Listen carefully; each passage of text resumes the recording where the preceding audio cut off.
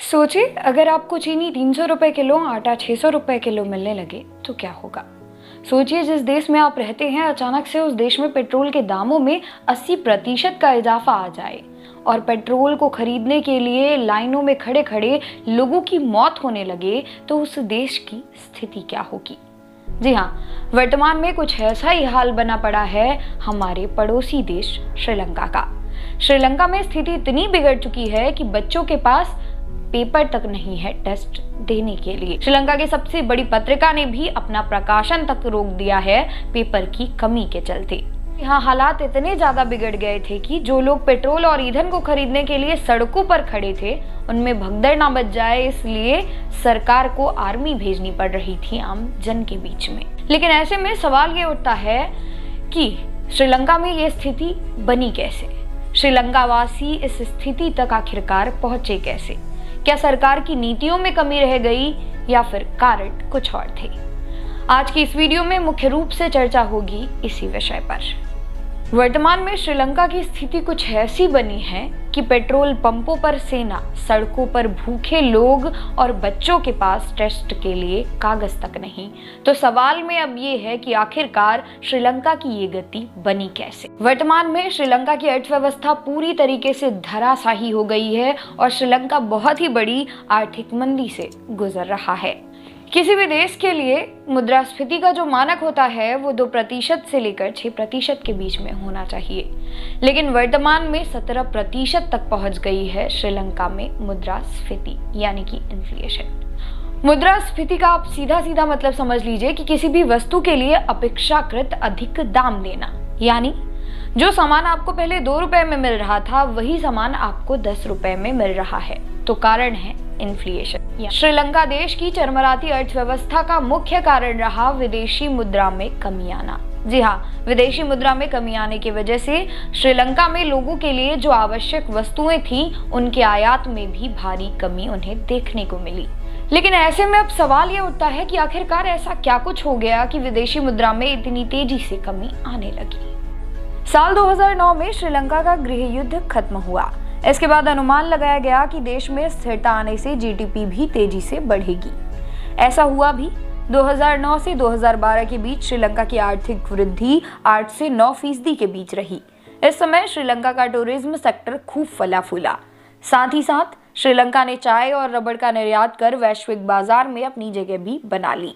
हालांकि 2013 के आते आते वैश्विक बाजार में वस्तुओं की कीमतें गिरने लगी। इसके कारण श्रीलंका का निर्यात घटा और आयात बढ़ा।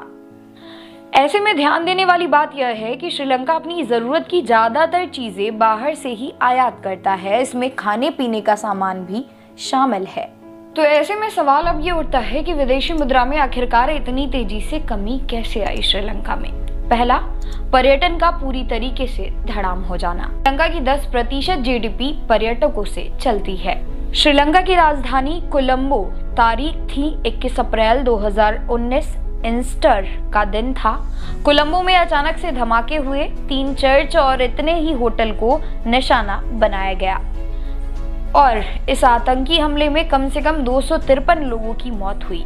श्रीलंका के लोग डर गए, साथ ही डर गए श्रीलंका में जाने वाले सैलानी।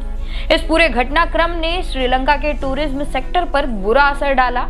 25 साल से अधिक समय तक चले गृह युद्ध के बाद टूरिज्म सेक्टर ने श्रीलंका की अर्थव्यवस्था में महत्वपूर्ण भूमिका निभाई थी। 2019 में श्रीलंका के कोलंबो में हुए सीरियल धमाके ने धीमी अर्थव्यवस्था को और धीमा कर दिया। टूरिज्म पूरी तरीके से खत्म हो चुका था। दूसरा, श्रीलंका में निर्यात बाजार का धड़ाम होना।